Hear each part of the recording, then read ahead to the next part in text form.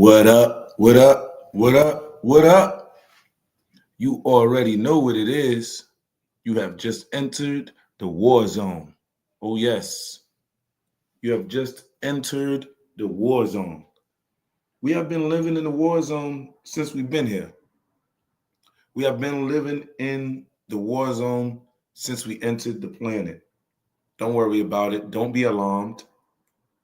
Just learn about this game here of life that we know as warfare. Okay? We have some big time developments, man. Are you kidding me? Wow, what a wonderful time to be alive. What an interesting time to be alive. Like, seriously, this is big time. Big time. You got Reggie Wright Jr., being implicated now, for the first time ever, being implicated in taking out Tupac. These are facts. Okay? These are facts.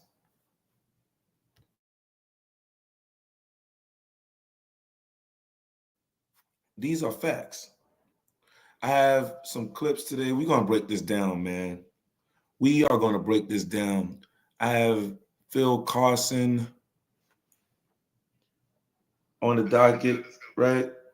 Phil Carson is an ex federal agent who was working the notorious B.I.G. case. This is so interesting because Phil Carson and Reggie Wright Jr. have been going back and forth for a few years. And then, since they were going back and forth for a few years, a meeting was set up for Reggie Wright Jr. to meet up with Phil Carson on a podcast and do it out podcast style. Okay? But I want your opinion, and I want you to let me know in the comment section below if you feel like Reggie Wright was a bit shaky during this particular interview that I'm speaking about. I want to know your thoughts. I want to know your thoughts. I want to know your thoughts. Make sure you are running it up. As soon as you hit that door, smack that like button. I'd appreciate that. I would appreciate that. Now, let me see. Make sure we streaming. Let's make sure we streaming. Okay, let's do it. Let's hold it down. Let's go.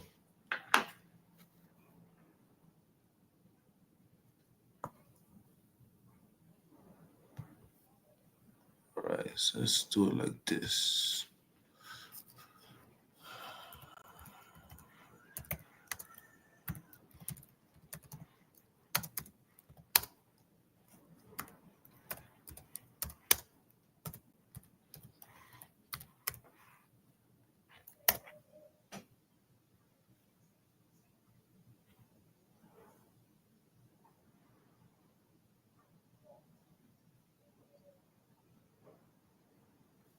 All right. Let's see where we at.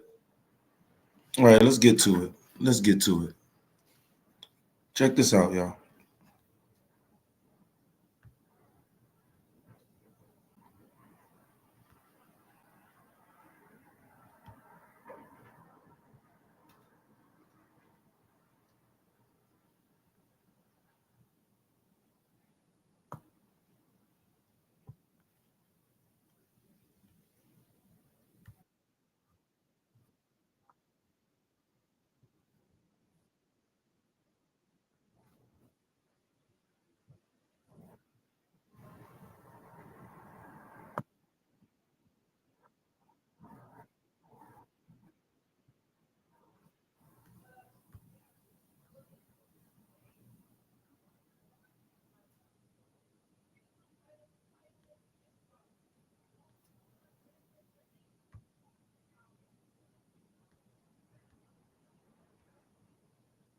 all of this other evidence that exists.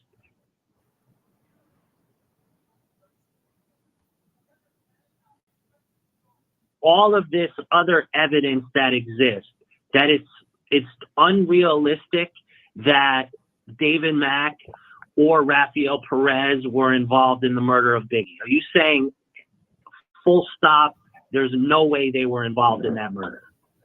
Why? I mean, why would they? What's their motive for death row?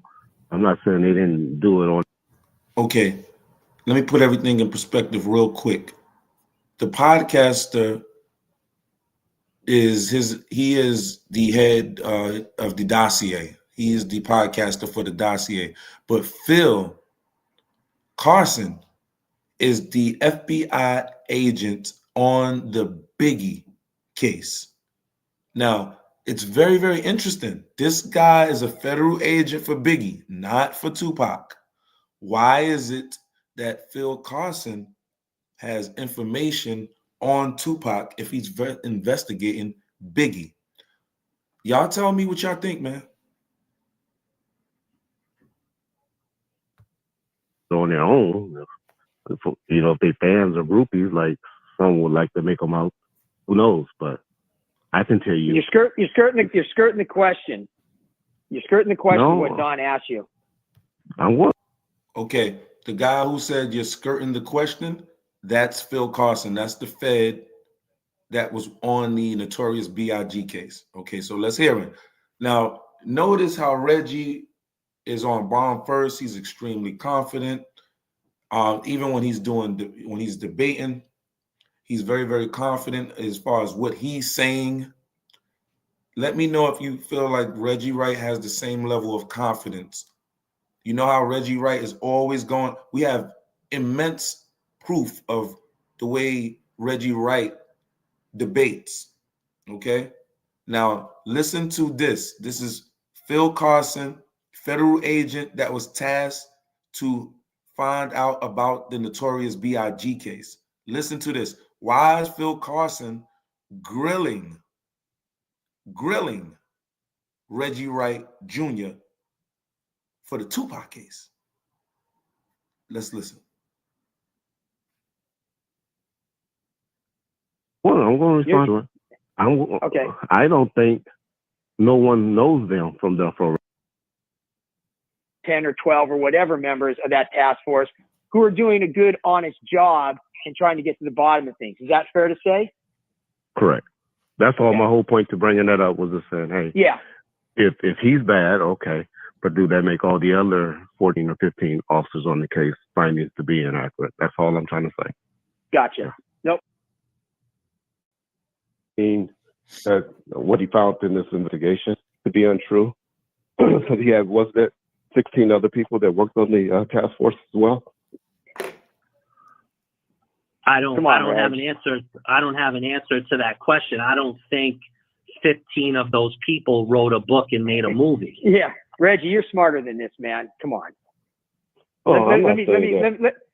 Reggie, you're a smart guy. You are. I got no issues with you at all. You're a good dude. You're a funny guy, and you're a smart guy. You're a former cop. You ran your own security company, did very well with it. But come on, man. You know exactly why he got taken off the case, and you know why and you know why cops get taken off the case, because when they do, like you said, when they lose credibility. This is nothing against Katie. This is against any cop that lies or does anything to lose credibility, and then to have to vacate 50 federal convictions. So my question to you guys are, there were 16 other people on that case. So are they all lying, the other 16? And they weren't all LAPD cops. There were some FBI agents, ATF agents, DEA agents. I know, but just to clarify, a majority were LAPD officers. I think you had Poet that was the sheriffs. You had 2 FBI. You had a DEA. But again, these I think are Caden's words. Is he was leading. So Greg Caden, who took charge of the Tupac case in 2012, I want to say, came up with the whole theory of Tupac got into a fight with these gang members, and the gang members simply retaliated. That's it. No more here, no more to see, no more to say, nothing here to see. Keep it moving. No, it's not. No, it don't work like that. We're talking about the biggest star damn in the world at that time. And it's cut and dry, that easy to do. Seriously? Seriously? So Greg Caden got caught lying to the courts, not on this case, on another case. And numerous cases were overturned because Greg Caden, who was the head of the Tupac case, was became a disgraced former police officer. He had to resign, and 50 federal cases had to be overturned because of Greg Caden's malpractice. Okay? So Phil Carson is asking him now, hey, you mean to tell me that this is the guy that, you're going to go on his word? This is the guy that somehow comes up with a proffer agreement with Keefe D. The funny thing is, all of these people are in cahoots with each other, know each other from LA. Why are all of these people on the case? I don't understand. Why is Greg Caden, why were you on the case? And you are an LA detective. You were an LA detective. I don't understand. Can somebody help me understand that? Testing. All right, I'm good. Okay, let's go. The task force, which again, that's, I don't know if you ever, and again, I don't want to go down the whole Greg Kading issue because I've never met the guy, and so I don't have any issues with him. I just have an issue with any cop that does some of the things that he has been accused of doing and loses credibility and gives cops a bad name, and then turns around and goes ahead and writes a book, publishes a book himself. When I don't know if you've spoken, Reggie, to any of the other officers on this task force. I know Mike Coet very well, Okay. Tim Brennan very well, and they're not happy with him. Yeah, they're not happy with Kading at all. In fact, one of No, they're not happy with Caden. Of course, they're not happy with Caden. Caden is a disgraced cop that attempted to mold a narrative out of the clear blue sky, y'all. You got to understand, Tupac got taken out before the internet. Therefore, we didn't know what was going on, what happened to Tupac for quite some time. We really didn't know exactly what happened until, you had Greg Caden come out with an official case in 2012, and he concludes this is what happened, all because he said Keefe D said it. Now, I wouldn't trust Keefe D's word. I mean, I wouldn't trust that word to just to open my door. I mean, I wouldn't trust that word. You say that his word is going to open my door, I wouldn't believe you. Not Keefe D. Not Keefe D. I wouldn't believe you. Nah, not Keefe. Not Keefe. Nah.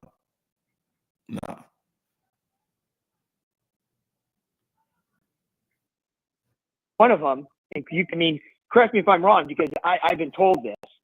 Let's just say one of the members of that task force is so upset with Kading and the book and the bullshit that's in it that they're thinking of writing their own book to set the story straight. Because, like you said, it's not fair to have one bad cop, a task force, be representative of, say, the other 10 or 12 or whatever members of that task force who are doing a good, honest job and trying to get to the bottom of things. Is that fair to say? Correct. That's all. My whole point to bringing that up was just saying, hey, yeah, if he's bad, okay, but do that make all the other 14 or 15 officers on the case findings to be inaccurate? That's all I'm trying to say. Gotcha. Nope, we're cool. Yeah. Okay. So, Reg, you've already said and pretty clear that the only LAPD officers that were around Right Way Security or worked for Right Way Security was McCauley and the other two officers, Ken Sutton and David Love. I'm going to just pose another question to you, and I don't know if you've ever been asked this. It's one thing if you're running a security company and obviously Suge is his own man. He's running around doing whatever he's doing, interacting with whoever he's interacting. Is there a world that exists that you're basically saying with all of this other evidence that exists, that it's unrealistic that David Mack or Rafael Perez were involved in the murder of Biggie? Are you saying full stop, there's no way they were involved in that murder? Why? I mean, why would they? What's their motive for death row?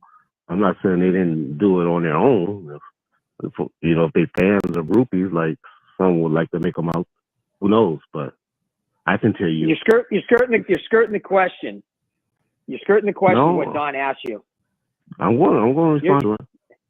Okay. I don't think no one knows them from Death Row Records. Is what I'm going to say. They done gave up 70 officers. 70 fellow officers. They have never in life mentioned my name, that they know me or know anything about Reginald Wright, ever. They done turned on all types of people, good friends, best friends, cops, been in the police. Listen to what he's saying now. He's saying that they have never mentioned his name, right? All right, let's listen. Police car with them and everything. I don't know these guys. They have never mentioned the name Reggie Wright Jr. or Sr. Yeah, no, that's what I'm saying, though. I'm saying, is it possible, unbeknownst to you, that this was orchestrated or happened, and that it was done without your knowledge? But that's not what the claim's been. That's not what your whole show been about. Your whole show been saying that these people were related to me and had a relationship with me. And I don't know these guys. They never even mentioned my name. There's been phone records. I'm sure y'all done put my phone records. There's no phone records with me and them. There's no trace to any of us. But everybody want to keep linking them to us.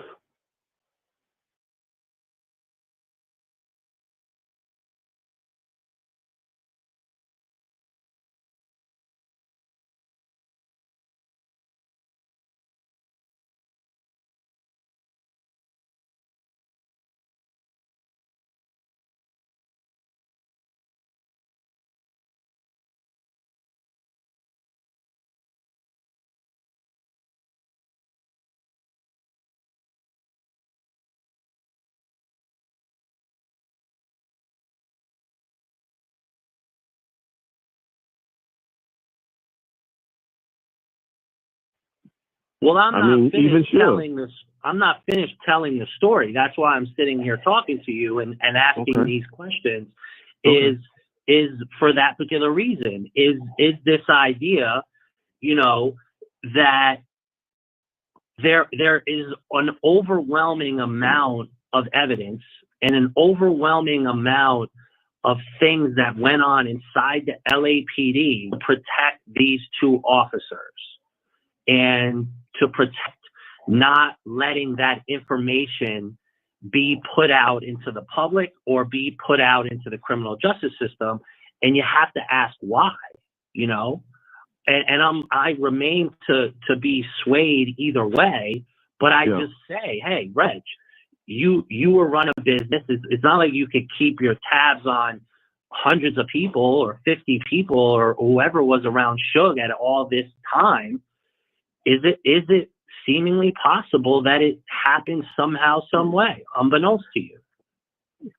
I'm sure that could have happened, but that's not what the accusations are. And I'm just saying that I don't believe Suge Knight knew Rafael Perez or David Mack. People try to say that they grew up in Compton with us. I never even heard of David Mack. I don't even know what neighborhood he grew up in or where.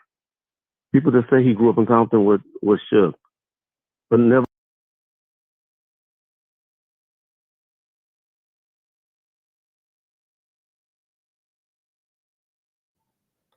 This guy just said, y'all, that he did not know David Mack, right? Didn't he say that? Y'all just heard him because I just heard him. He said he did not know David Mack. Now, the stream that I did yesterday, Reggie Wright Jr. was being interviewed by a major television network, right? He was being interviewed and he was asked the same question. He was being interviewed at the time that Tupac was taken out. So this is before the internet that he was being interviewed. And the lady, the interviewer, was saying, like, come on, Reggie. He was saying, no, I don't know David Mack. She was saying, like, come on, Reggie. You don't know? And then she brought out all of the, that's, I might have to go and I might have to put that together, put a video together. I might go back into it today and let you see what I am talking about. But I might have to put this together because these are clear, blatant lies. He's lying to a federal agent right now. He was lying to Biggie's federal agent. And wow. And he lied to the lady. And there's proof that he actually does know and he's tied up to David Mack. This is crazy, y'all. This is crazy. Crazy, cray. If y'all when y'all enter the building, smack that like button. I'd appreciate that. Let's go. Never show where. Tell us the street. Give us the address. Where? We don't know anything about this man, but everybody throwing that out there. Let me ask. See, this is the thing. Listen to this. This is a precursor to what Reggie Wright is going to have to deal with. See, this is not an official investigation right here when he was talking to this Fed. But they had a lot of concerns for Reggie Wright. But nobody never officially opened up the Tupac case until now because they're trying to make Keefe D the fall guy. Keefe D is now claiming he was never even in Vegas. The jig is up. He's like, y'all not gonna play me. Greg Caden turned his back, left him. Reggie Wright turned his back, left him. He even got on the video like, yo, Diddy, what's up, man? He like, oh man, he like Diddy, man. He was like, yo, man, since I met you, man, oh man. Y'all remember that? It was funny. He just kept saying, oh man. I'm gonna have to pull that up too. I'm gonna pull that up too. Because he was like, oh man, Diddy, come on, man. He was like, you can't send me nothing. Like, really? Everybody turned their back. Now they came for him in there.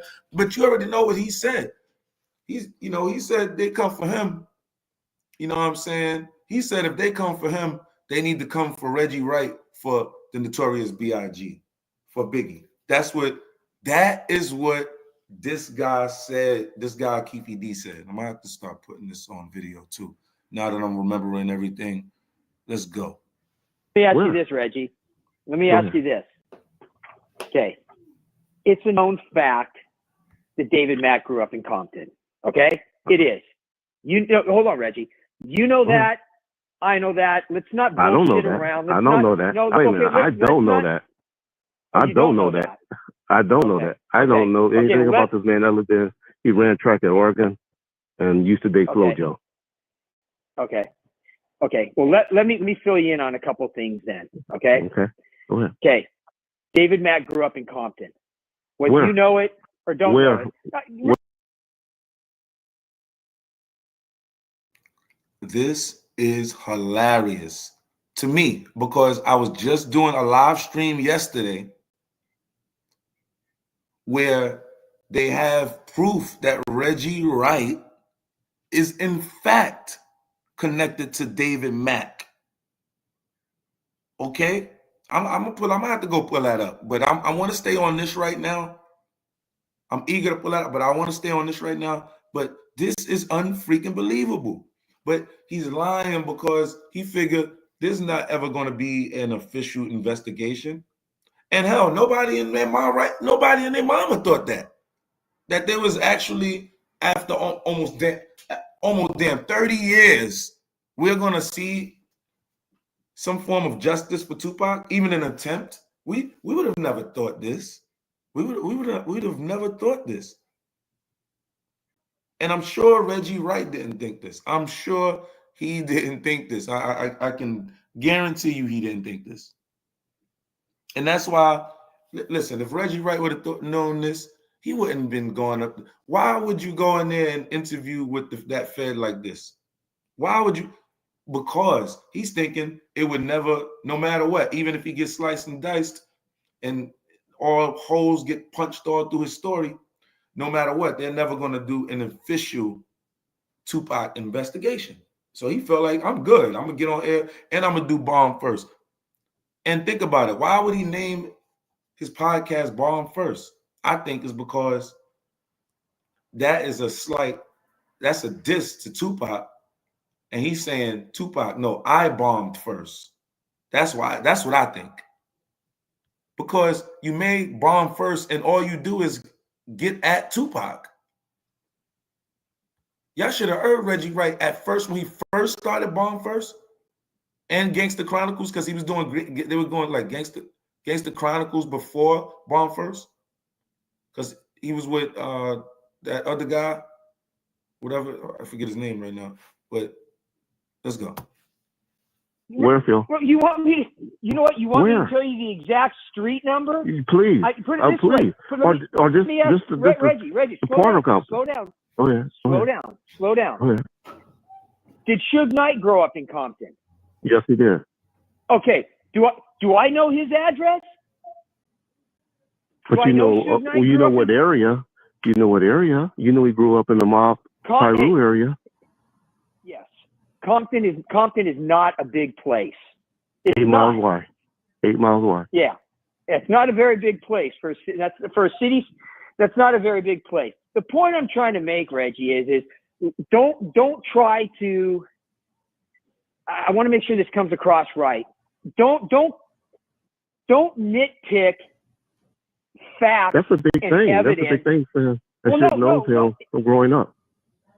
When there's no proof of that, there's no pictures, there's no phone records, there's nothing, and people keep trying to connect me into us, to myself, and there's no evidence connecting us to this man, to these two men, none. Other than Kevin Hackey, who retracted, who all of y'all witnesses retract. Every last witness recanted. Go ahead. Reg. Go ahead. Okay. Go ahead. At what age did you grow up in Compton? Oh, I moved out of Watt. First grade. So, first grade will make me seven. Okay, when you're 7 years old, what year was that? When you're 7 years old, what year was it? 72, I guess. 72. Okay. Did cell phones exist 72? Yes or no? No, we're talking. Out of all the times you've heard Reggie Wright interviewing with somebody else, it seemed like Reggie Wright was the aggressor. It seemed like Reggie Wright was the one in control of the narrative.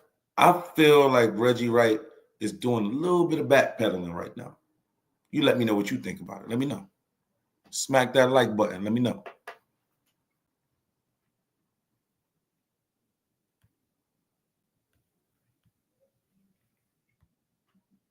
Slow down. Oh, yeah. Did Suge Knight grow up in Compton? Yes, he did.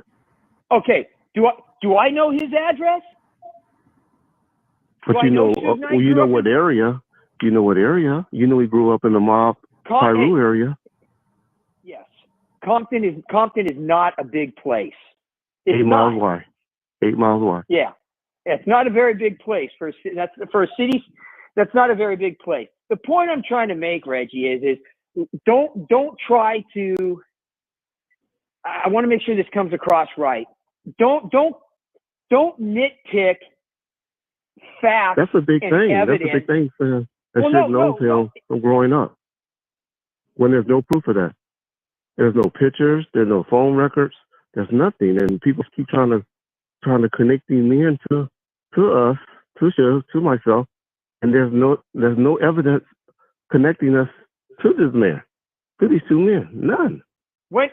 Other than Kevin Hackey, who retracted, who all of y'all witnesses retract. Every last witness recanted. Go ahead. Reg. Go ahead.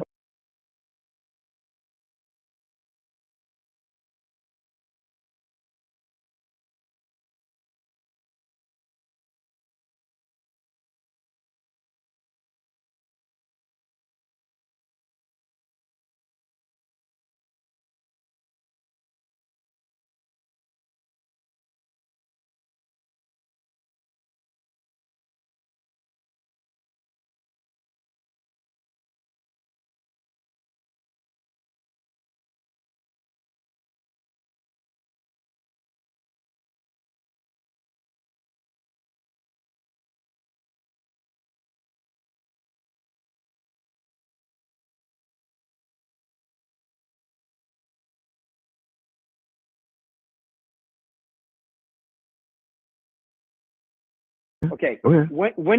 At what age did you grow up in Compton? Oh, I moved out of Watts.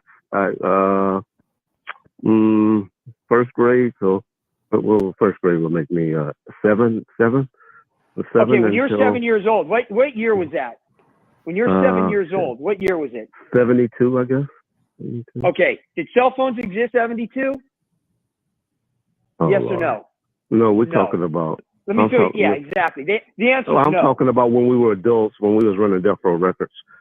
Okay, they existed in the 90s. You're asking, Reggie, you're skirting the issue by saying that where's the proof that David Mack grew up?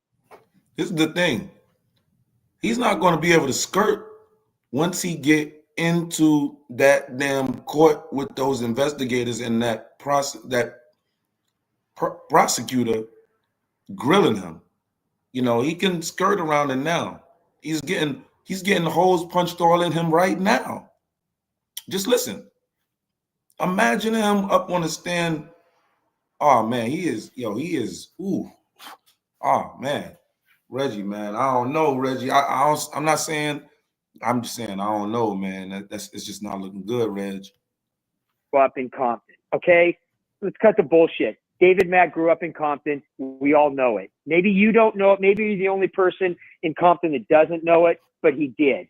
But don't skirt the issue by saying, where are the phone records? Okay? I'm talking about phone connecting records? Us to it. That has nothing to do with him growing up in Compton. I'm asking for phone records about. No, that's not what I said. That was a two-part question. I said, where's the proof that he's connected to us? And I said that by phone records. And then I asked, where's the proof that he's up in Compton? Okay. What high school did he go to? Hold on. Slow down a second. Two parts to this, okay? Mm-hmm. There's not going to be cell phone records, and there's not going to be cell phone photos from back in, say, the 70s, because cell phones didn't exist then, okay? Okay, now the other thing, hold on.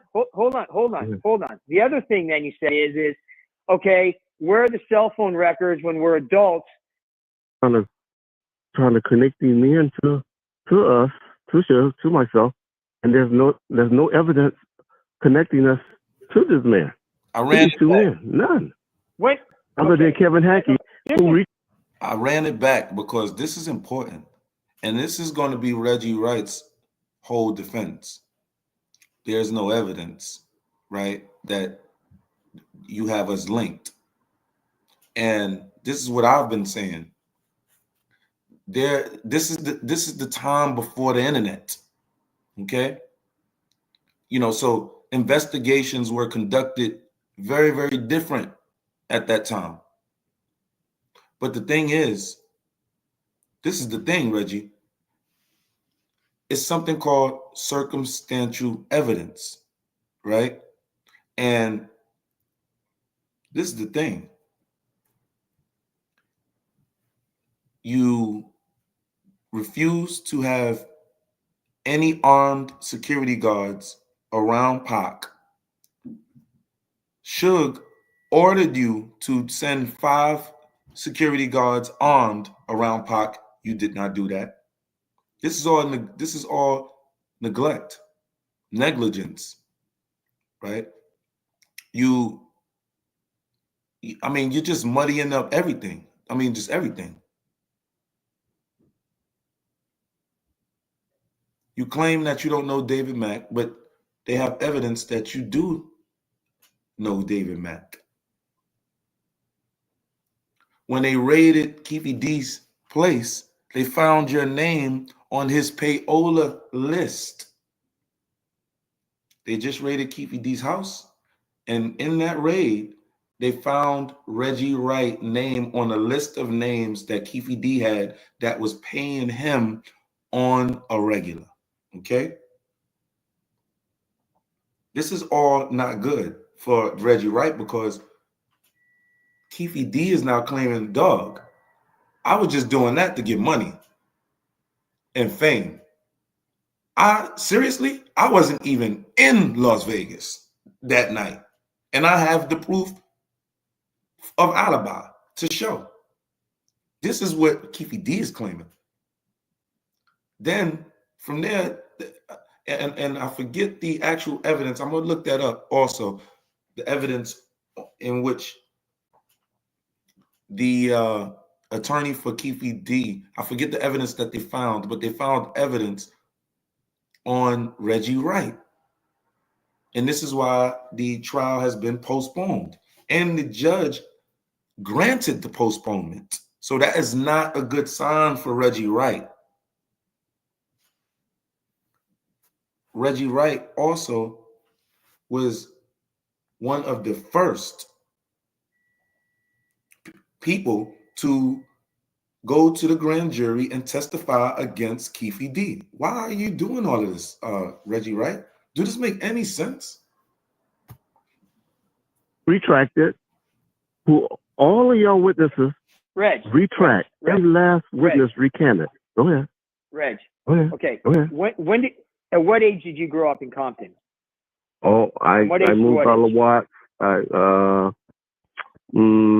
First grade. So, well, first grade will make me 7. Okay, when you're 7 years old, what year was that?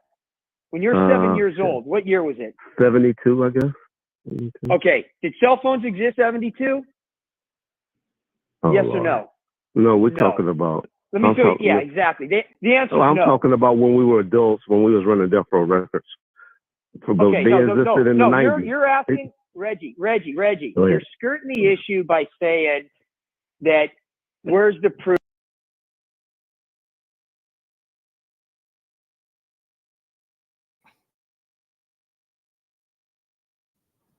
Phil is frustrated. Phil Carson is frustrated. Phil Carson, again, that's the Fed that was tasked to investigate the Biggie murder. This is the guy that's talking to Reggie Wright Jr. right now. He's getting frustrated. And why is he getting frustrated? And why is he even unofficially interviewing Reggie Wright Jr.? I'm telling you, they're saying that these little birds are chirping, and they're saying that Reggie Wright Jr. took out Pac and Biggie, dog. Reggie Wright Jr., Sharita the Knight. Sharita the Knight is Suge Knight's former wife. Snoop Dogg allegedly had some complicit part to this. This is what the birdies are saying. Okay? All of these people were allegedly colluding to take out Suge and Pac and then take over the empire. Hell, look, Snoop Dogg now got a record label, and what's it called now, y'all? Death Row Records. He went and took it back. This is my thing. Why the hell? What, Snoop, out of all this time you've been doing your thing, isn't it kind of weird that Snoop would even go and try to fight for Death Row Records again? Like, why wouldn't you just make like Doggy Pound Records or something, or Snoop Dogg Records? You know what I'm saying? Like, why even go back to that, right? You claim you didn't like this, that, blah, blah, blah. Why even go back to that energy, take the name, knowing that it's going to, upset Suge? Suge is still alive, well, thrive, and about to be thriving. Yo, man, listen, man. Man, listen. Snoop, you go, you try to, you've been switching sides, bro.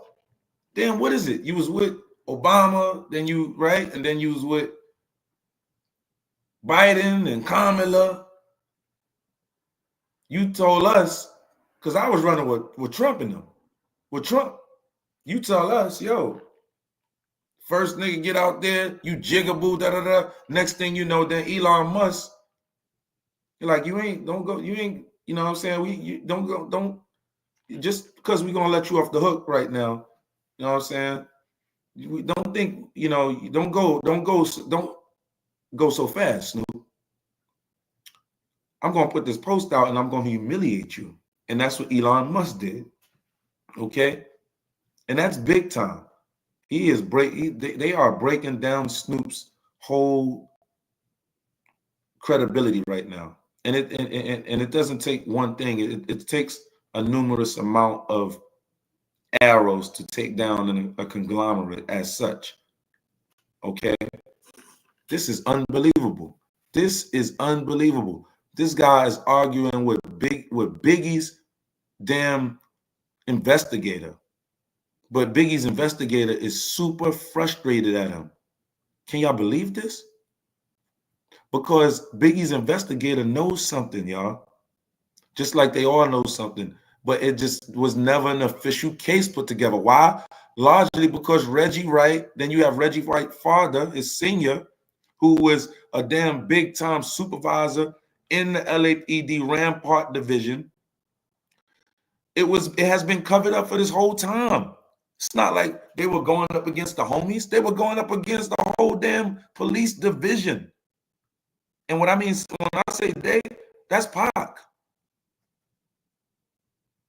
Pac fired Reggie Wright Jr. 2 weeks before his death.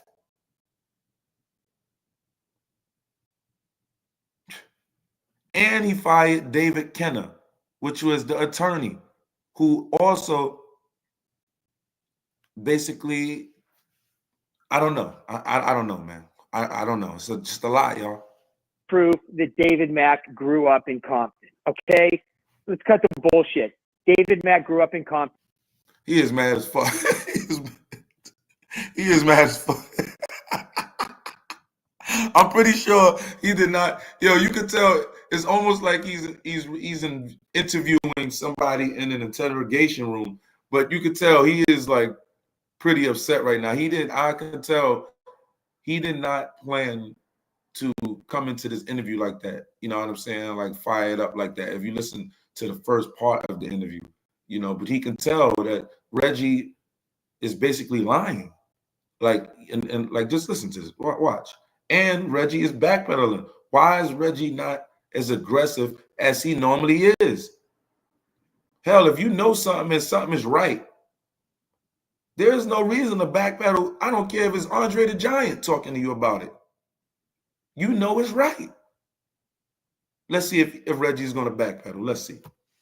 Trying to connect these men to us, to myself, and there's no evidence connecting us to. This is what Reggie is going to be talking about on the stand through his attorney. This is going to be bad. This man, 52 men, none. What? Other than Kevin Hackey, who retracted, who all of y'all witnesses retract. Reg. Last. This is why they want to keep Diddy in jail right now, because Diddy, they feel like he already flipped one witness, and she's about to be prosecuted. Right, as a matter of fact, she was named, and I don't know the girl's name, but she was named. Diddy flipped her. The feds had her as a witness. Diddy got in touch with her, and he flipped her, and now she's being prosecuted now, and she has just recently been thrown into the superseding indictment on Diddy. How in the world does damn almost 10 people come out with one statement, right? And then in a blink of an eye, bam, all of them change their statement? All of them. Listen to what Reggie just said. Listen to what I didn't say that. He said that. Listen to what Reggie just said. Slow down. Okay. Did Suge Knight grow up in Compton? Yes, he did. Okay. Do I know his address? But you know what area? You know what area? You know he grew up in the mob Pyru area. Yes. Compton is not a big place. It's 8 miles wide. 8 miles wide. Yeah. It's not a very big place. 8 miles wide. For a city, that's not a very big place. The point I'm trying to make, Reggie, is don't try to. I want to make sure this comes across right. Don't nitpick facts. That's a big thing. Evidence. That's a big thing for that knows him from growing up. When there's no proof of that, there's no pictures, there's no phone records, there's nothing, and people keep trying to connect these men to us, to Shiv, to myself, and there's no evidence connecting us to this man, to these two men, none. Other than Kevin Hackey, who retracted, who all of y'all witnesses retract. Every last witness recanted. Go ahead. Reg. Okay. Go ahead. When did? At what age did you grow up in Compton? I moved out of Watt. Clear witness tampering. First grade. So, first grade will make me. He said every witness recanted. That's clear witness tampering. How is all witnesses going to recant? Does that make any sense, y'all? When have you ever heard that? They all recanted. That is not a justifiable reason and justification for it's just not, Reggie. It's just not. It's not going to be justifiable in the court of law. That's for damn sure. You could probably get away with that right now saying that, but in the court of law, that is not going to fly. That is not going to fly in the court of law. Facts. Yo, the Mag Mizzle Show, let's go. You already know what it is. I appreciate you, dog. Salute. FBA all day. Let's go. We riding. Weeding out all of the weasels and all of these crooked cops around us, attempting to get in our hip-hop nation and eat off our nation. And you nothing but a scuzz bucket, nasty, hating, jealous, fat pig. We getting rid of these people. We off with their heads. Pause. Seven. Okay, when you're 7 years old, what year was that? When you're 7 years old, what year was it? 72, I guess. 72. Okay, did cell phones exist 72? Yes or no? No, we're talking about. Let me tell you. Yeah, exactly. The answer is no. I'm talking about when we were adults, when we was running Death Row Records. No.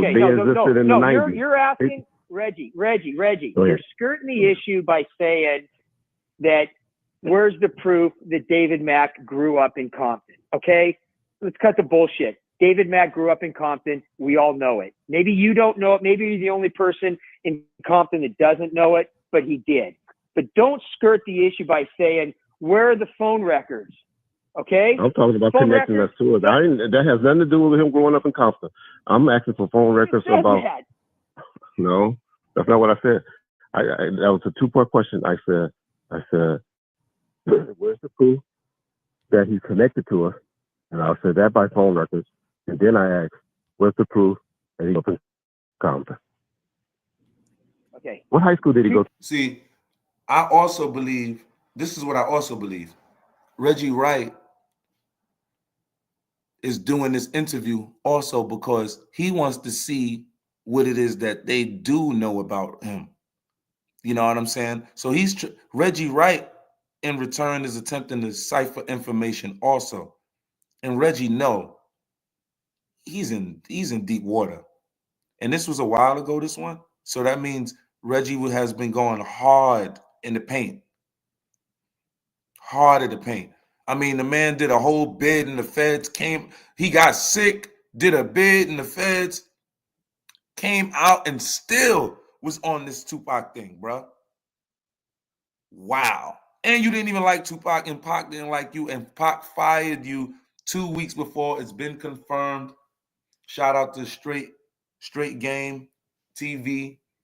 It's been confirmed, that you're lying, Reg. You're lying.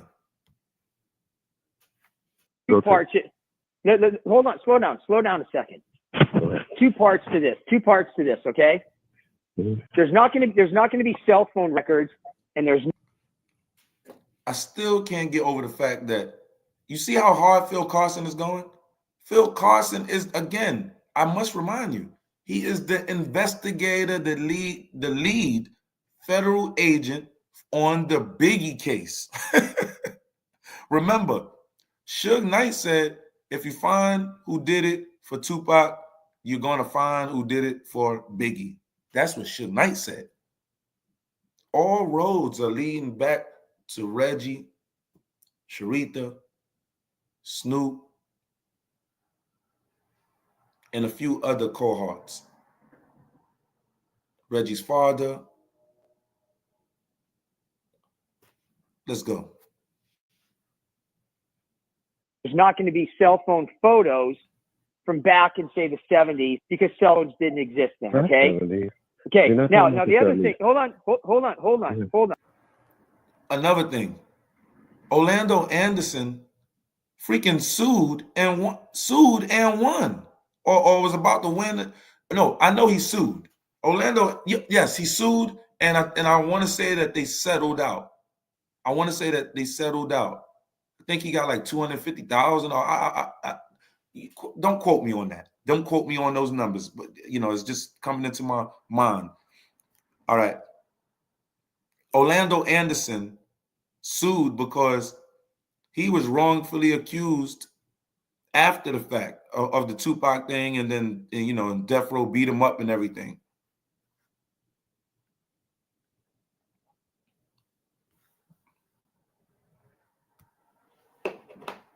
Hold on. The other thing then you say is okay, where are the cell phone records when we're adults regarding with David Mack? Okay. Are you aware of the cell phone analysis part of the investigation of me and the FBI? Are you aware that there was a cell phone analysis done? And if you were aware of it, do you know what the results of that analysis was? You tell me. Yes or no? I don't know. No, I'm asking you. You I don't don't know, sir. Exactly. I don't. Okay. I told you. That's why Reggie said, you tell me. Reggie came on there because only a fool would go in there if you had anything to do with the freaking murder. But Reggie feels like he's smart, and he's in control a bit because his father's a cop. He was a former cop. He knows information. He's, allegedly took out witnesses, took them out. Let's go. We working. Let's go. Okay. It's been stated in the LA Times by Chuck Phillips, who got the information from the LAPD, who I was briefing, that there's a full cell phone analysis investigation going on Amir Muhammad. Okay. Now, are you aware of the cell phone analysis of Amir Muhammad's phone, both cell phones, business phones, and home phones? Are you aware of that analysis? And if so, are you aware of the results of that analysis? Are you aware? But I would love for you to say. Okay. Go ahead. Okay. That Again, of course he would love to know what they have. That's why he came on there, to find out information. That's why he came on there. But this is the thing.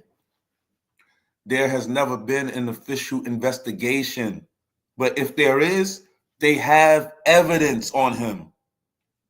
This is why Reggie Wright continued to do his podcast, Bomb First, and continuously pounce on the issue. And we fight him all day, all the time. We don't let up. He's constantly going at people, constantly. He's so mad he still be going at the dead. He be right now. He just did a podcast getting after Michael Moore, who passed away, rest in peace, and Frank Alexander, rest in peace. Come on, man. These people was telling the straight up truth. And allegedly, come on, man. Okay, Reggie, but you know there's certain things that cannot be displayed out there if they're not public knowledge. You know that, right? You know that. Just like Reggie is shaking in his boots. Do you hear what that Fed just told him? Again, there is not an official investigation, but if there was, Phil Carson is telling him, nigga, you checkmate. If it was on right now, Phil Carson is telling him, you're checkmate. And let's listen to what Phil Carson have to say, man. This is battle. This is the war zone. This is why we're here, and we are learning. We're not playing around. Let's go.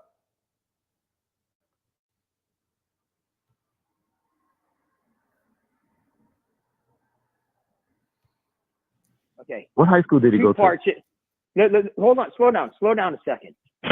Two parts to this, okay? Mm-hmm. There's not going to be cell phone records, and there's not going to be cell phone photos from back in, say, the 70s, because cell phones didn't exist then, okay? Okay, now the other thing, hold on. The other thing then you say is okay, where are the cell phone records when we're adults regarding with David Mack? Okay, are you aware of the cell phone analysis part of the investigation of me and the FBI? Are you aware that there was a cell phone analysis done? And if you were aware of it, do you know what the results of that analysis was? You tell me. Yes or no? I don't know. No, I'm asking you. I don't know, sir. Exactly. I don't. Okay.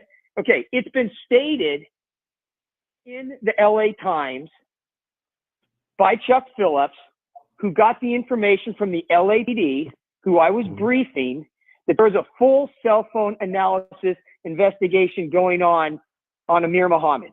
Okay. Now, are you aware of the cell phone analysis of Amir Muhammad's phone? Both cell phones, business phones, and home phones.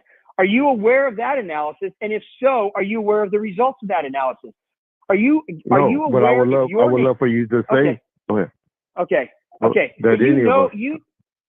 Reggie, but there's certain things that cannot be displayed out there if they're not public knowledge. You know that, right?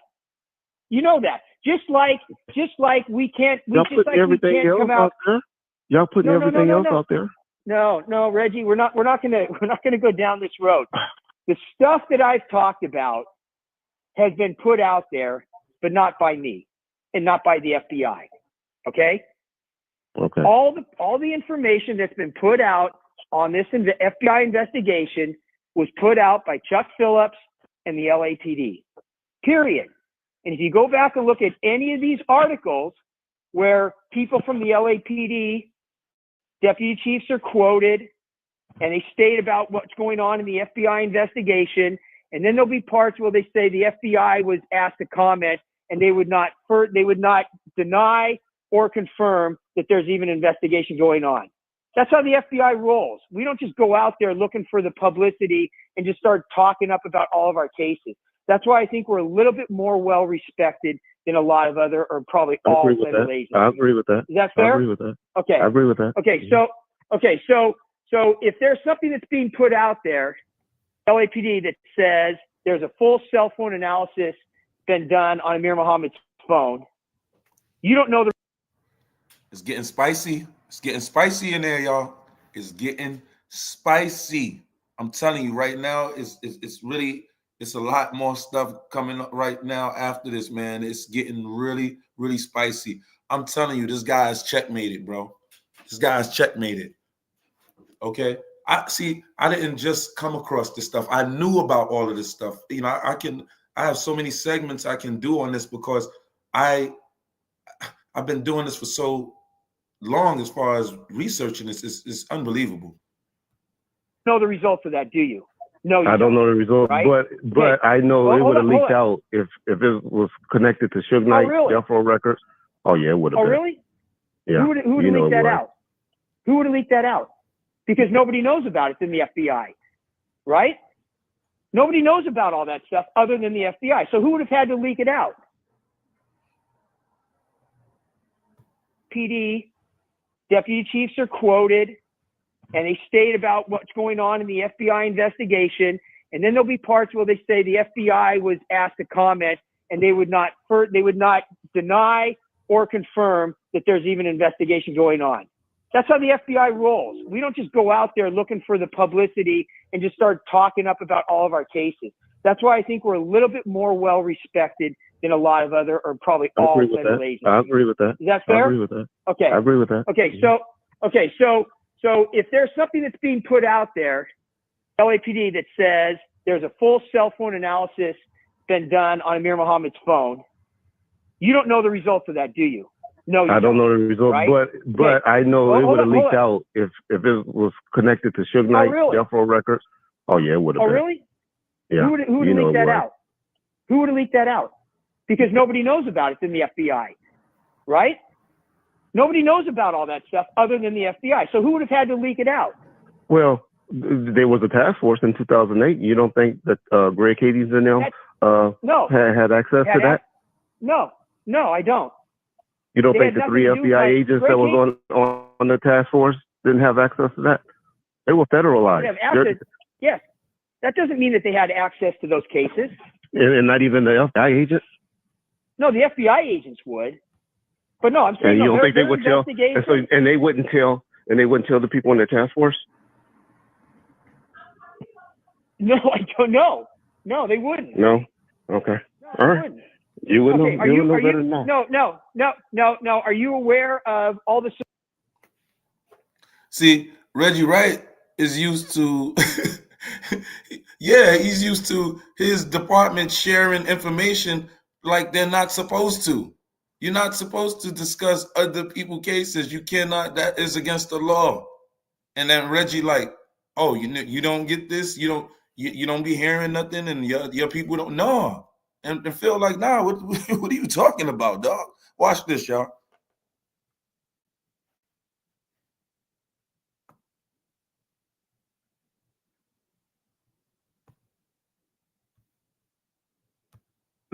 And they would not deny or confirm that there's even an investigation going on.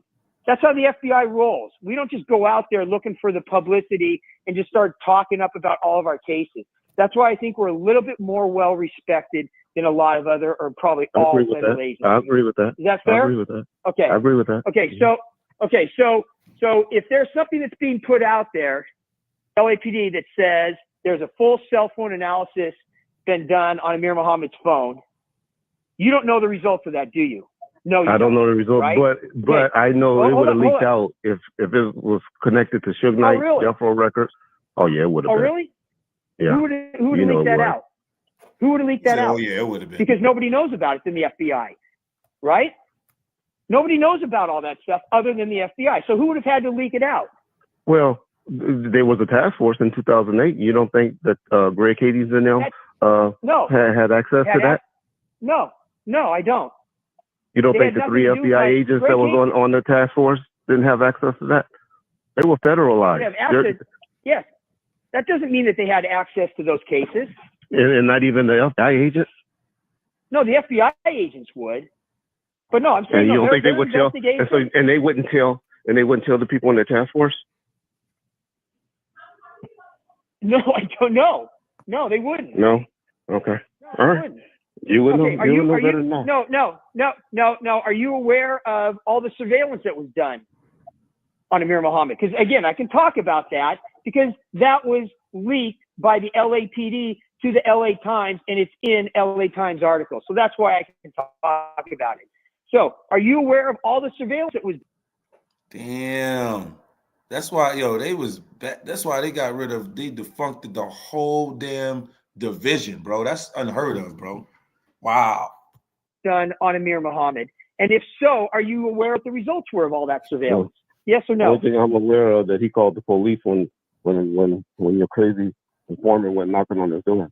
Yeah, okay. That was the operation with Psycho Mike. I'm talking about the surveillance done. Are you aware of all the surveillance that was done by the FBI? And if so, what were the results? Are you aware of any of that? No. Okay. No. But So- I'm aware that I'm aware that the civil lawsuit was dropped against. He was immediately dropped from the case when it was proven that he had an alibi for where he was at, and the Wallace family dropped him from the civil lawsuit the next day. I'm aware of that. Okay. So if you're going to say that there was a proven alibi, okay, tell me what that alibi was and tell me where you heard it, because it doesn't exist. But you said no about that. Tell me about it. So why was he dropped? Why was he dropped from the case? No. You tell me, why was he dropped? He wasn't dropped. You just said. I didn't say he wasn't dropped. Don't be putting words in my mouth. You just said that after he was deposed, he was able to prove he had an alibi of where he was when the shooting occurred, and that's why they dropped him. I'm asking you, how do you know that? Where's that coming from? Cooking Reggie, LA bro. Times. Okay. LA Times. Reg, man, no, you're better than this, Reg. I'm trying to protect you from yourself. And there's only so much I can do. Okay. So but wait a minute, that's not true. Wait a minute, I'm making stuff up. I made that up. He was not dropped from the civil law. Damn. Yo, I'm telling you, man, Reggie getting cooked. Reggie is going to get cooked on that stand, bro. He's going to get cooked on that stand, bro. What y'all think, bro? What you think? Blitz, what you think? What y'all think? That's crazy, bro. Yeah. Lawsuit once he proved that he had an alibi. Is that true or not? After the deposition. I don't believe that to be true. No. He was dropped but what you're saying about him coming up with a proven alibi on where he was, you're wrong. Okay. You're incorrect. Okay. Right. And that's why I'm saying I don't know why you say things like that, and I don't know why other people say certain things regarding this case when they're factually incorrect. That's the whole problem that I have. Phil, I could tell you why. Because he is attempting to control the narrative and take us down a stream that's leading straight off of a cliff. Okay? That's why, Phil. That's why. But we're glad you're here to make him factually correct. I mean, here's an example. And trust me, Reg, I don't have a beef with you in terms of the time I met with you. You were very friendly, funny. I have no issues with that. But the problem I have is when you or others just blurt things out to try to promote a certain narrative and are factually incorrect. They're wrong. Let me give you an example, okay? Go ahead. Mm-hmm. You did a YouTube interview from prison recently with a guy named John from what was it called? Bomb First podcast, right? Okay, and a quote from you. It says, "Phil Carson was not on the case when Gene Deal talked with the FBI," and you start laughing. Now that's actually incorrect. And let me go ahead and fill you in on something, okay? Okay. I opened up the Biggie case at the FBI on April 16th of 2003. That's documented, okay? Okay. Just over a year later, after the investigation had been going on with me and the FBI, on May 12th of 2004, I went back to New York and I brought a new agent that was on the FBI with me because I needed a second person there. And I talked to Big Gene for the first time. No agent had ever spoken to Big Gene before that. Okay? The case was open. Why would you then blurt out during this interview to say that I wasn't even on this case when the FBI went back and spoke to Big Gene? Not to say that's any earth. Go ahead. Hold on. I'm saying when he's identifying people in the six pack, he identified people in the six pack on not from the FBI agent or not from you. He identified them from the six-pack on the Bloomfield documentary. That's the first time he ever said he was shown a picture of Amir Muhammad. And that was prior to you opening up the case.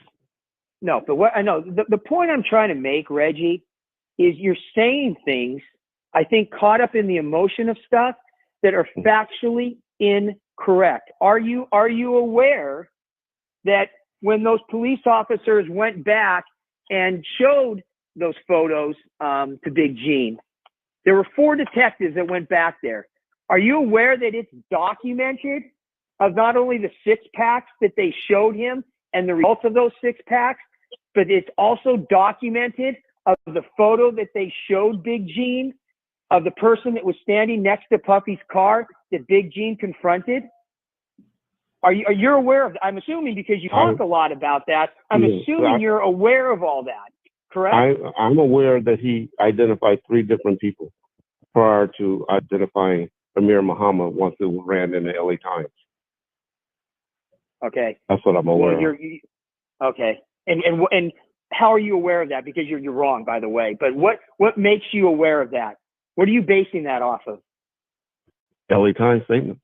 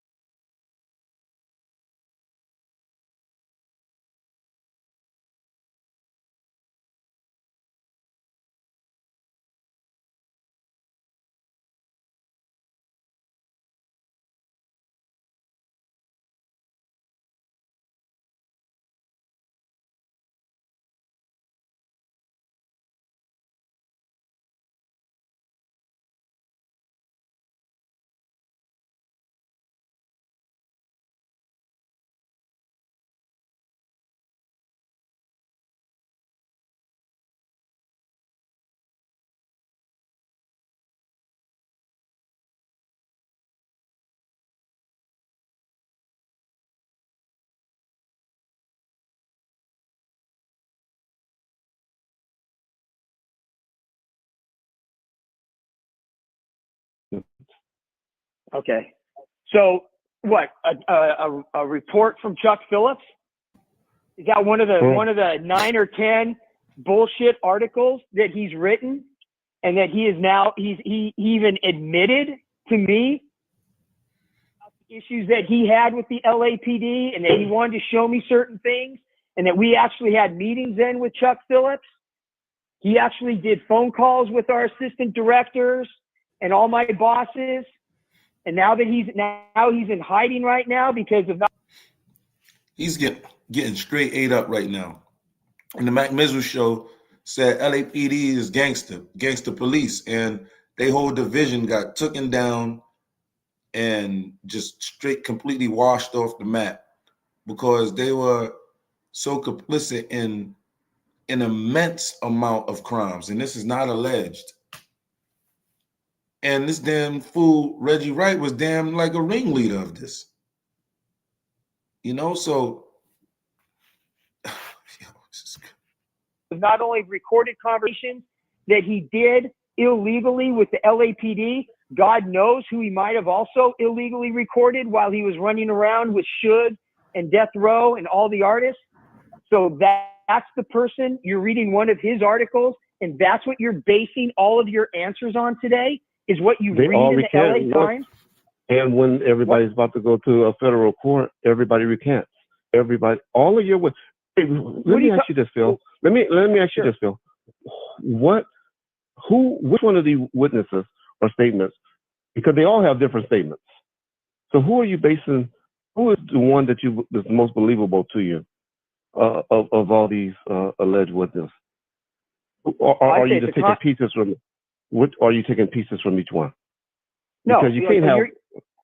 Go ahead. Are you asking me which of the 7 or 8 FBI witnesses. confidential informants that you believe? Or you talk? Are you?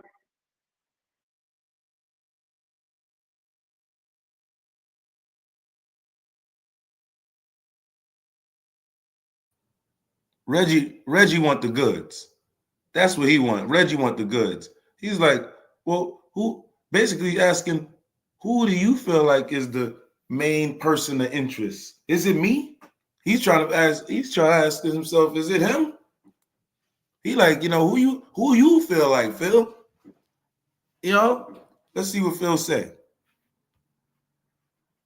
And this is all documented. This is all going to get played in court and everything. This is all going to be used. All of this. This is all evidence right here. It's all going to be used in court. Unfreaking believable. Listen. Yeah. 7 or 8. I believe them all. Absolutely, I believe them you all. Believe, you believe? Wait a minute. You believe Hammond? Yeah. You believe Mario Hammond, who said he brought Tupac to death row, and that he protected Suge from getting off? Reggie, you're asking two different. Here's what I'm saying. You're not thinking before you're talking or asking questions. What I said, do I believe the 7 or 8 FBI informants of this case? My answer was yes. And then you start going off. Well, you go ahead and you mean, Phil, you believe Mario Hammond? What are you jumping to the assumption that Mario Hammond was an FBI informant for me and he's one of the 7 or 8 I'm talking about? Why are you jumping to a conclusion like that? That was number 8 on the dossier. I did a whole segment about Mario Hammond. Whoa. Well, let's back up for a second. Yeah. Let's just clarify something. Mario Hammonds gave a deposition. Mario Hammonds in that deposition stated a few things. Now, that did not come from Phil. That did not come from the FBI. That deposition I acquired. And you know what, Phil? I think I credit the whole dossier thing, and I got to learn to keep you as a guest on the dossier and not the dossier show, because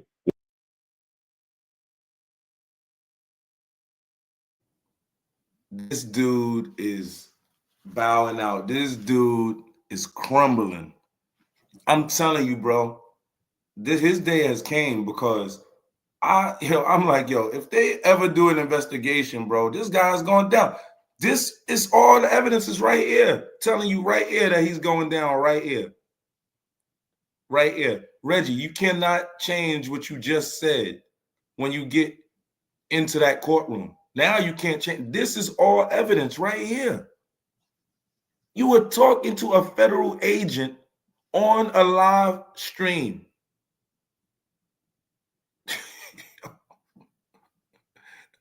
Yo, oh my goodness. Oh my goodness. Check this out. Here things that was put out on the dossier, and Y'all, this is the guy that allegedly got rid of Pac. This hating ass nigga. Snoop. Sharita. Suge Knight holding it down like a gangster in a pen, behind the wall, holding it down. Really, man. He not like Diddy and shit. Diddy is just straight crumbling, bro. contributed to you. If you hear something out of my voice, or you have a document that's got my name on it, 100% you can associate my name with it. But that's the problem, Reggie, with, and again, I'm not just singling out you, but there's a lot of people out there that just paint this broad brush of generalities, and they don't state the facts, and they don't state the specifics. And it sucks, because then you have to sit there and like, okay, do I have to defend every single little time that somebody says something bad about this case or bad about me? No, I'm cool with that. If people want to talk shit about me or shit about the FBI or shit about the case, you know what? That's their prerogative. I can put on my big boy pants and have thick skin and not let it bother me. But what bothers me is when people start saying things that are factually incorrect and try to use that to discredit this case. It's ridiculous. It's absolutely ridiculous. And a lot of things, Reggie, that you've said today, I'll be honest with you, a lot of it is true, and that's why I let you just keep talking, because a lot of what you were saying, yeah, I corroborated that. But there's a lot of things that you said today, too, that are factually incorrect. They just are. And maybe one of these days, me and you can sit down and we can kind of go over this. But there's a lot of things that you're saying today about death row and about Suge and about who committed murder or who could have been involved that are 100% factually wrong, and it's documented. He said 100% wrong, and it's documented. This guy has a problem.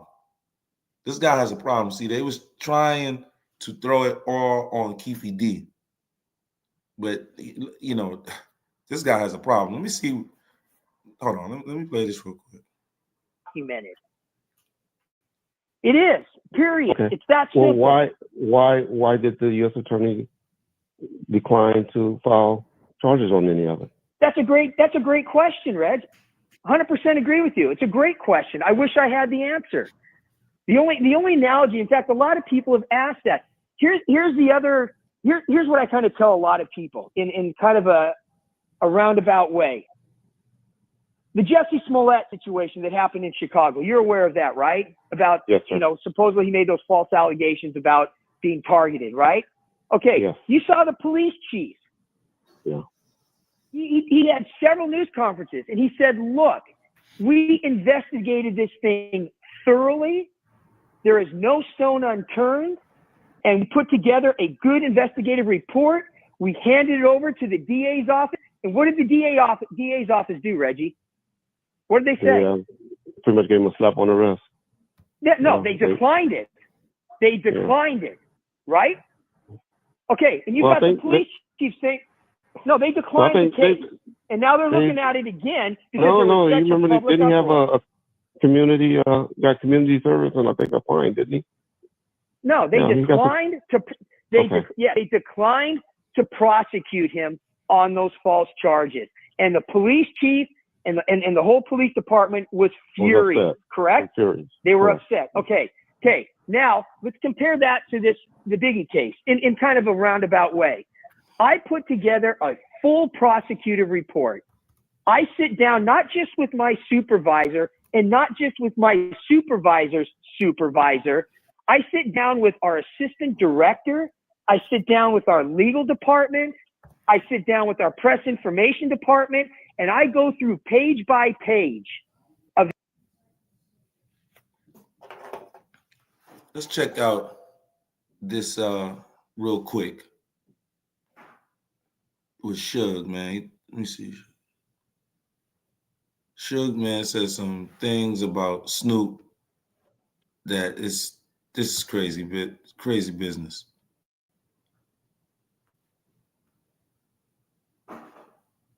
Ever wondered what your home looks like from space? Enter your address and get a 360-degree satellite view of your home right now. See your city, your street, even your rooftop.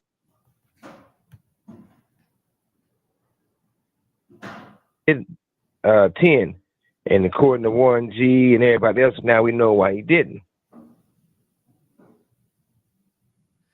For some strange reason, but now we know the real reason. Snoop did back. I mean, the people rock with you, so you know it was only right, man. So I gotta ask you, because over the years, man, there's been a lot of confusion. When Tupac got shot in Vegas, was Snoop at the hospital? So Snoop didn't go nowhere near the hospital. So when it happened, as you And remember, Snoop said he was freaking crying on Tupac and all of that, and Danny Boy was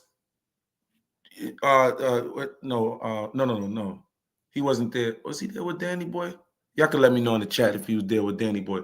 But no, he wasn't there. He said his mom was there at the hospital. Yeah. And I think he said Danny Boy started to sing or something like that. Oh, no. No. Danny Boy, no, Snoop wasn't in the room then. But Snoop said that he whispered something into Tupac's ear and all that. Y'all remember that? you know, for some strange reason, but now we know the real reason, Snoop did not attend the fight with us or the club, the after party at Club 66. Bro, did you just hear what he said? He's telling y'all. He said, now we know the real reason. He's telling you. I didn't say that, y'all. This is Suge Knight. That's some heavy allegations, bro. Heavy allegations, bro. They know the real deal was going on, bro. These people know who's attempted to hit them. Suge Knight still got a 45-inch bullet in his head right now. God left that man here for a reason, dear people. And he's about to get out. I hope he get out, God willing, he get out. 6'2". And what's so crazy about that, we thought it was strange that he wasn't there. This is the first one he did 10. And according to Warren G and everybody else, now we know why he didn't. But to get straight to the point was this. I was at my house in Vegas, and I started calling Snoop, telling him, hey, what's up? You know, like it's something wrong with this situation. Pac in the hospital, come holler at him, come check on him. So he drove down, and I was at the house waiting on him. And Tupac's mother was at my house. So we back by the pool, and then the pool area is like two big guest houses. So as when Snoop come up, and there's other people out there, we walk in the back to talk. As we start talking, I said, you know, I'm on him. Like, man, why you ain't here? You should have been at the hospital. And then Tupac's mother was there, and Fanny, she was like, yeah, I know you should want to see him. He told her, he was like, well, look, Tupac hates me right now. He mad at me. He hates me. So I feel bad, and that's why I didn't go up there. So your homie gets hit up.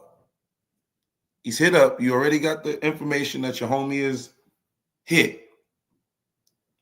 Doesn't all of that go out the window? All of that beef, that if you had any beef with your homie? Because, I mean, homies beef. You fight, you know, you might fight, and, you know, you ain't trying to take your man off the earth and all that. What was good with that? There. And Tupac's mother said, well, look, Pac was mad at me, too, for a few things. I'd rather not swear to some stealing shit, she said, right? But, you know, we all do that with our mothers. So she said, well, he was mad at me, too, but that's my son. I'm there. And if he hates you, you still want to go do the right thing and go visit him, right? So as we start talking, Snoop just start crying and fell down and start throwing up, like literally throwing up, right? So we looking at him like, damn, what happened to this dude? So once he get up and yo, the crazy thing is, I know Snoop, Reggie Wright, in a million years would not have never thought that this information would not be getting out to the public from the horse's mouth, from Suge Knight, and the public would start to absorb it because they are no longer in charge of the media no more. They are no longer in charge of the media. Snoop Dogg had to bow down in front of Donald Trump's shoe. Shine it. Explain to him, you know, we didn't think weird, nothing weird. We just thought he really emotional right now and he's throwing up, you know. So when he got himself together, we were still talking to him. Pac's mother says it's gonna be all right. He said, "Look, Boo Boo is pregnant. That's Shantae, Snoop's wife, by the way. That's the homegirl. She good people." So he told both of us that Boo Boo's pregnant. If it's gonna be a boy, he gonna name him Tupac after Tupac. She had a boy, and they named him Cordell. That's Snoop's last son with her. So I don't know where you get all the extras from, but they had a conversation at the hospital and all that. That's absolutely not true. Say less, if you know what I mean.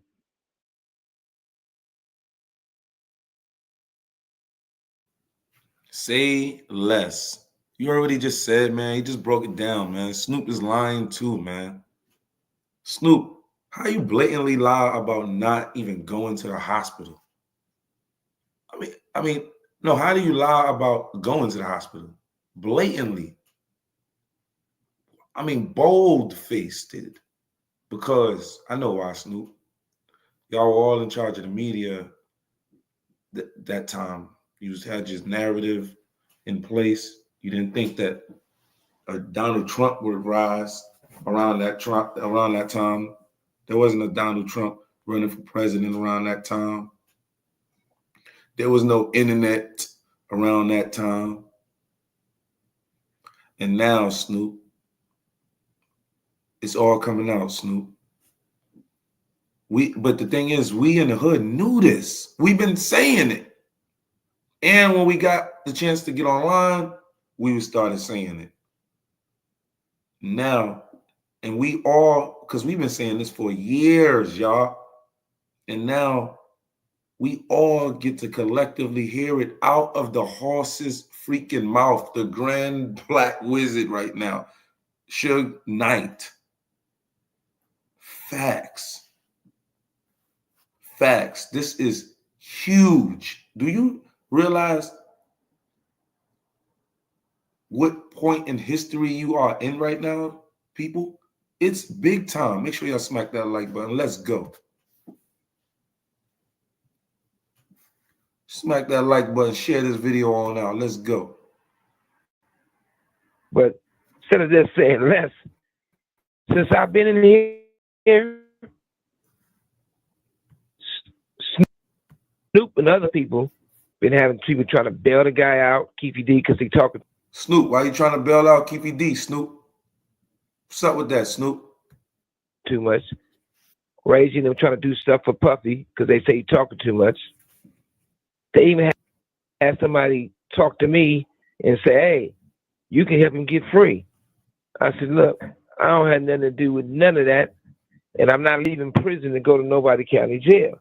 To the point they were saying, "Well, you see, they're saying you can help Keefy D get free because Keefy D didn't have nothing to do with it. That's why. Keefy D was not even in Las Vegas. That's why. That's why.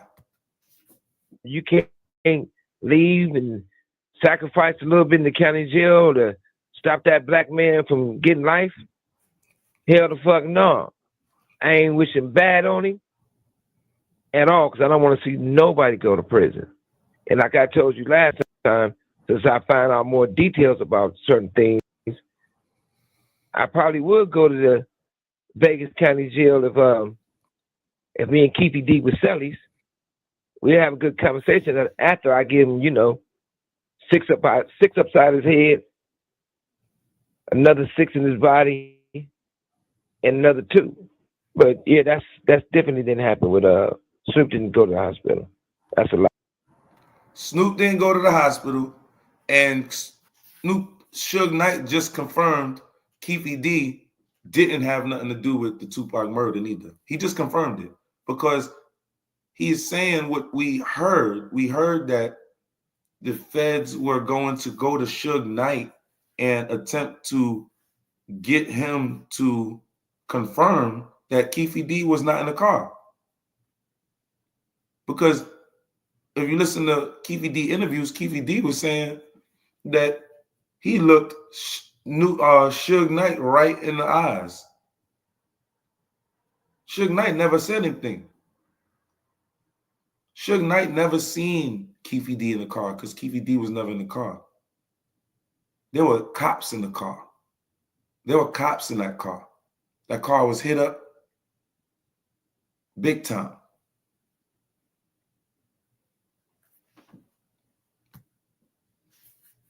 It's a lie. I want to make sure I'm hearing you correctly. You said that Snoop, he trying to bail Keefy D out of prison?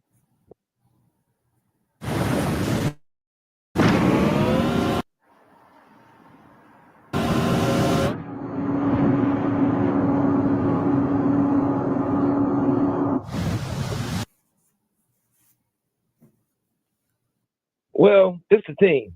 First of all, you got to understand, him, Puffy, Ray J, all those dudes, they got Puffy ties. And apparently, Keefy D telling it all. You know what I mean? And the more he talked, the more they'll get hurt about the situation. And, you know, it's always a sad situation when we allow everybody to get into these events of wars or whatever you want to call it, because we all lose. Sometimes people lose their freedom. Sometimes people lose their life. But it's bad for business. It's terrible for the culture.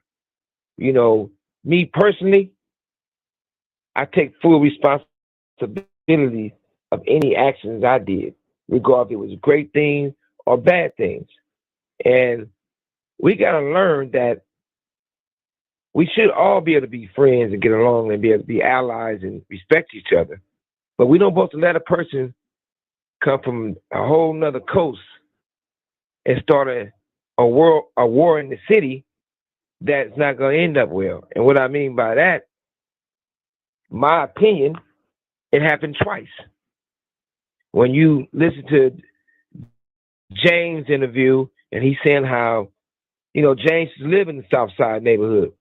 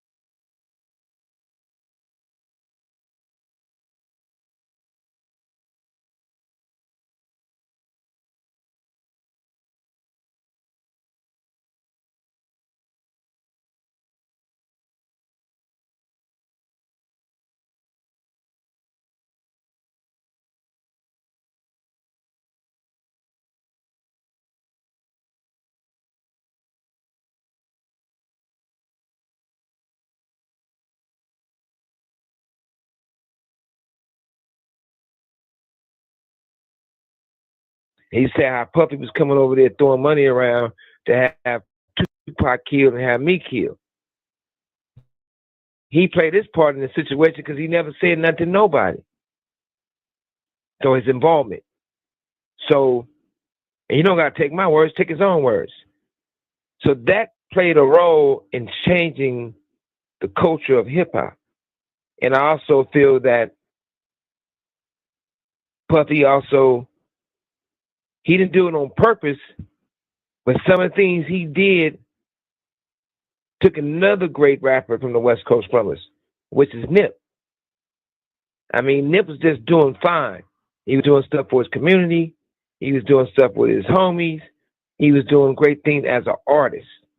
And what I love about Nip, that Nip YG, man, those dudes was real brothers, even though they represent two different colors. They was real brothers. That was a real proud moment to witness that. And the reason why I blame Puffy for that, because once Puffy started messing with Nip, one, like I say, it's my opinion, going by what everybody else say, Puffy the one got these dudes on hardcore drugs. You know, everybody smoke a little weed, have a little drink, but he was introducing these guys to different type of level of drugs. He was going around doing videos and saying, you know, he the big homie of LA. He run those dudes. Like I said, I wasn't there personally, so I just can't say it. This is my opinion. So when you start doing those things, that creates a lot of jealousy. That creates in-house stuff. Not saying they had some.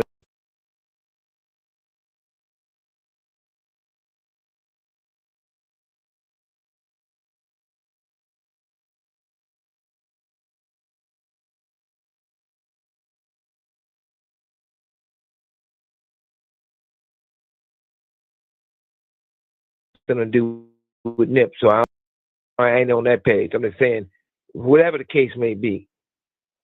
So we got to fix that.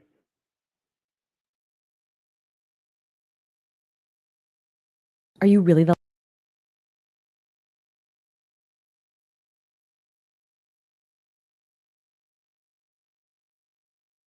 Reggie Wright Jr. and his band of cohorts? It's just nasty business, man, all the way around. You know, what do you all think about this? What do you think about this? Suge just broke it down for you.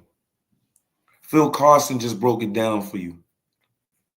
The Fed that was heading the Notorious B.I.G. case had Reggie backpedaling on ice skates.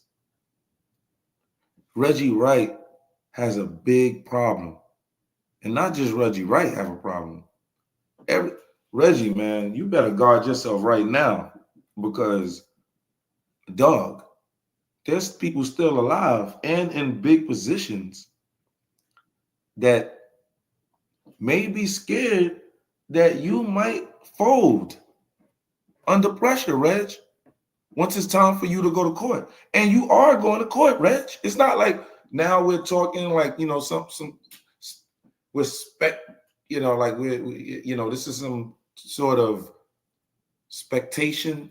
No, you're actually going to court on this. The trial has been delayed because now they want you to come to court now. You are in it. You don't think that the other people around you are going to be shook up now? You don't think that? You don't think that? You got a big problem, Reggie, because Keefe D said that he was not even in Vegas. Let me just see that real quick before. Let me just see that real quick. Just real quick. Let me just see real quick what's going on with that real quick. Let me see. Keefe D. Keefe D.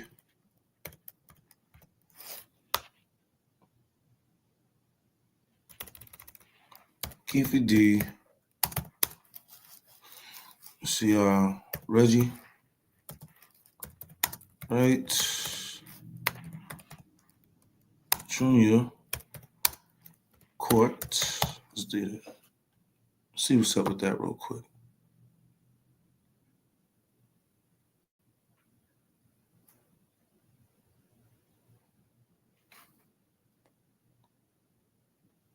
Let's see what's up there. QVD.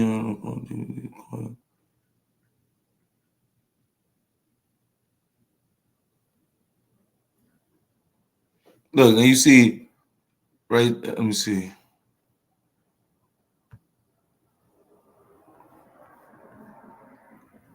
You see right there, 6 months ago, Reggie Wright During talking about KVD's last KVD's court appearance, near the court end, outburst.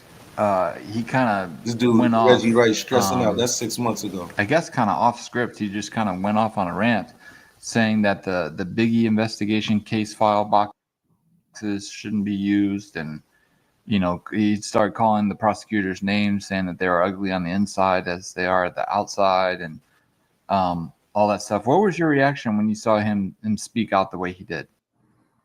Yeah, address the court. I think we're done. I got something to say. You want to say to Mr. Arnold, and he can say, he represents you, so ultimately you represent yourself, you can talk at will, but. Mr. Greg Hayden had them boxes at his house for 15 years in his attic, doing all kind of TV interviews. That them boxes should not be allowed in the He's cases. just gonna talk about it. Yeah, them boxes should not be allowed. He's like, yo, my attorney ain't talking. I gotta talk. He broke a proffer agreement, and he Yo, believe it or not, I remember, that brings me to when I had to one time. I had an attorney I didn't like at one point. I was out of town, and I spoke up just like that, man. You know what I mean? Just like that. And it got me off. It got me out of there. Unfreaking believable.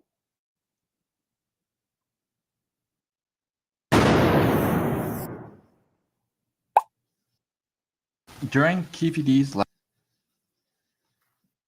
He had them boxes at his house for 15 years in his attic, doing all kind of TV interviews. That them boxes should not be allowed in the He's cases. just gonna talk about it. Yeah, them boxes should not be allowed. The tainted evidence, everything. The man, he broke a proffer agreement, and he broke the law, all kind of stuff. The boxes should not be allowed. They've been at his house for 15 years, and he's doing interviews.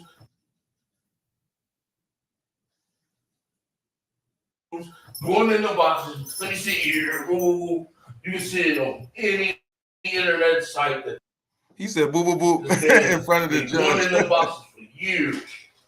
And he's a Mexican and a judge, federal judge in LA.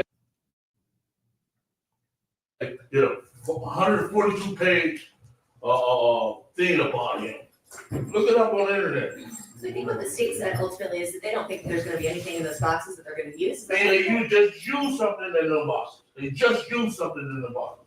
Let's go. From 1996. And you know what they did. Let's go. Yeah, no, it's certainly we are. They're not only ugly on the outside, but they're ugly on the inside. They crashed my family in this. They did my daughter first. They did my son. Then they just did my wife the last year. What's the name told me about these? David Westbrook told me about these dudes. He said they're not only ugly on the outside, but they're ugly on the inside too. These two dudes right here. Well, I totally understand his frustration, and because I'm telling y'all something. He might even be out by now. It's a good chance Keefe D's going to get out, y'all. Breaking motherfucking news if it hasn't already happened. Y'all got to remember, we take this on Sunday. It'll probably be about Tuesday confident, right? or This late is Monday this before this video before posts. Him getting The order may have came down. exposed. Him going to have to go to court. The problem that, and I'm just responding to the outbursts. Y'all got to understand, man, when you sitting in prison or jail, county jail or whatever, and you got somebody that's waving and you know it's the possibility that you're about to get out, man, your hopes is high. You up there thinking about what you're going to eat when you get out, that you're going to get a chance to be with your significant other or your wife or whoever, you know.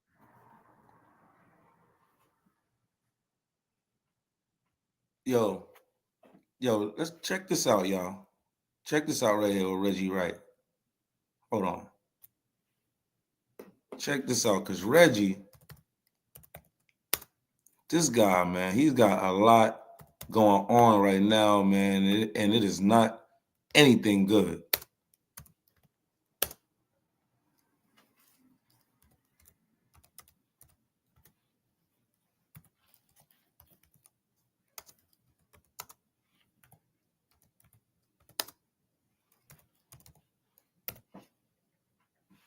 Check this out, y'all. Check this out. Wait, oh shit, wait. Hold up.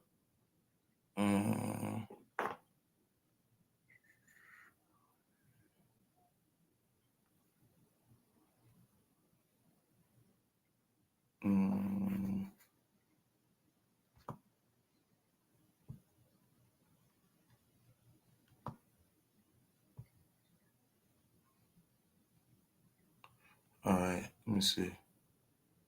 And deflections to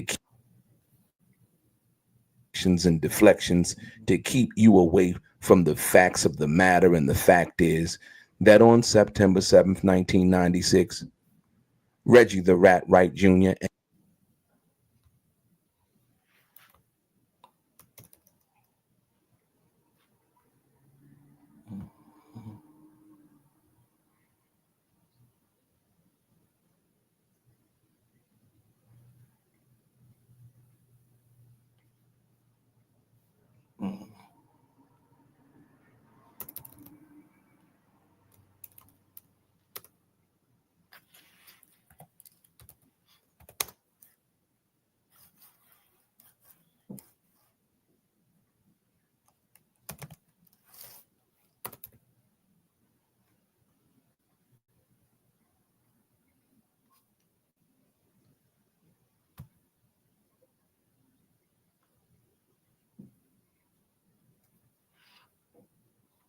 Have you ever seen the magic glasses that can see clearly without glasses?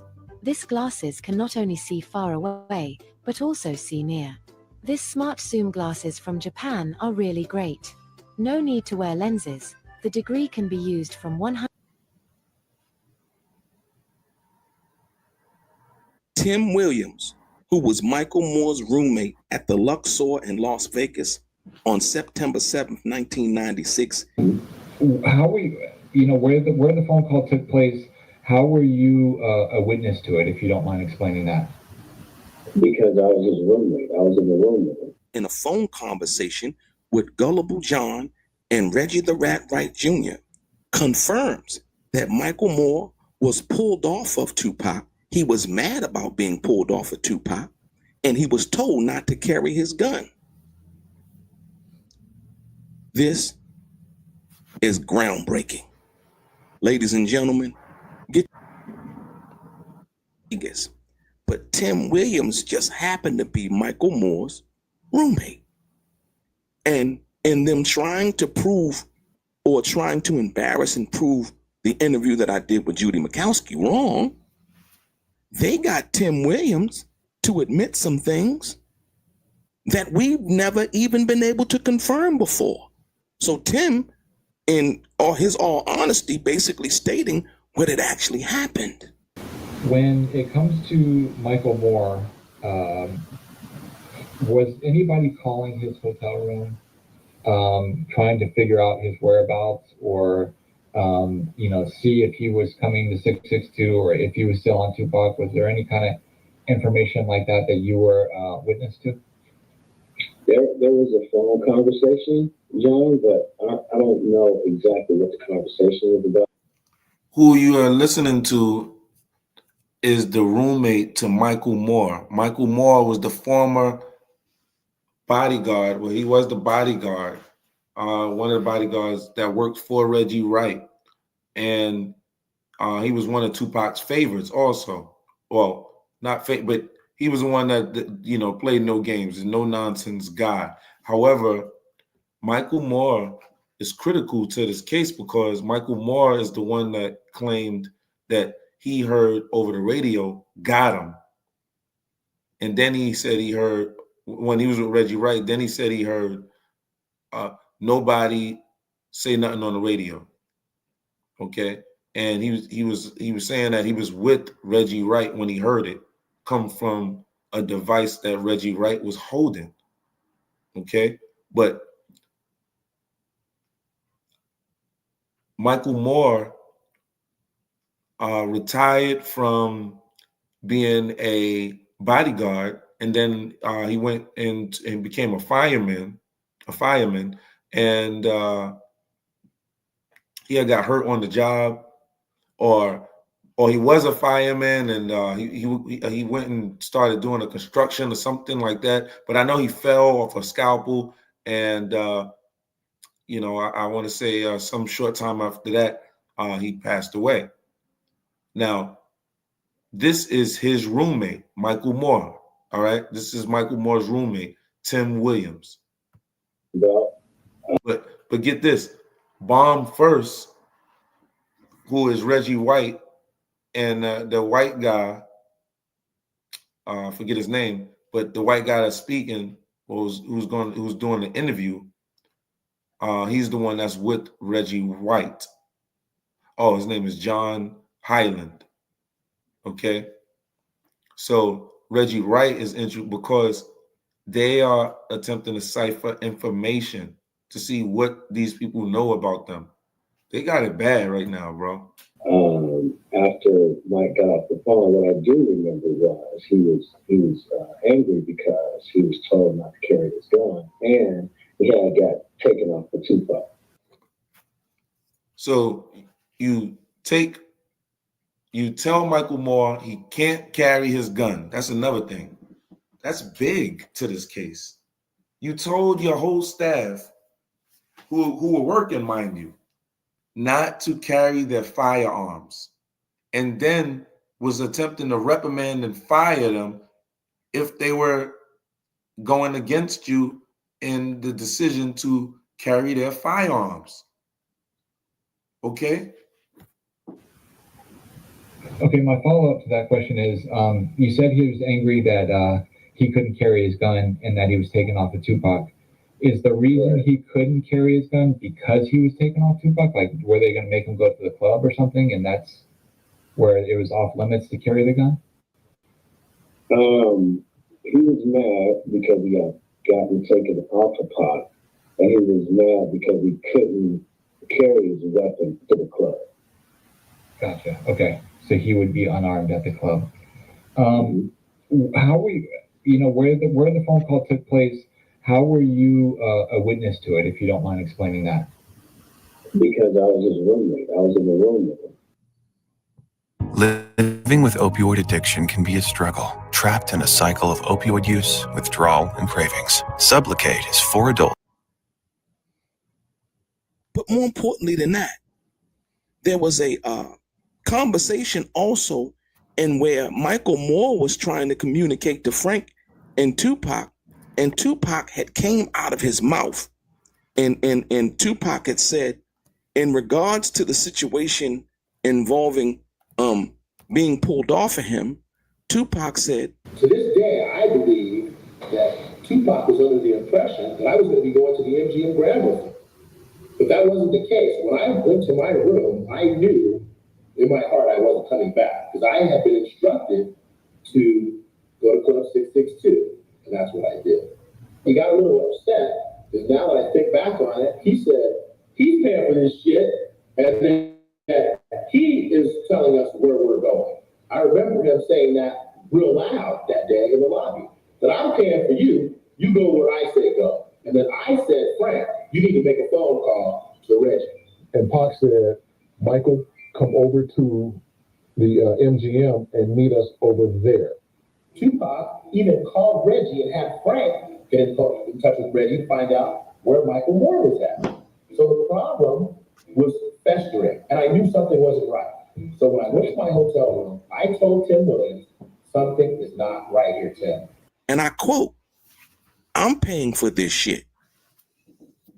You all go where I say you all go. And Michael Moore turns to Frank and say, you better call Reggie, right? Think about that for a minute. But more importantly, you got to hear what Tim Williams has to say.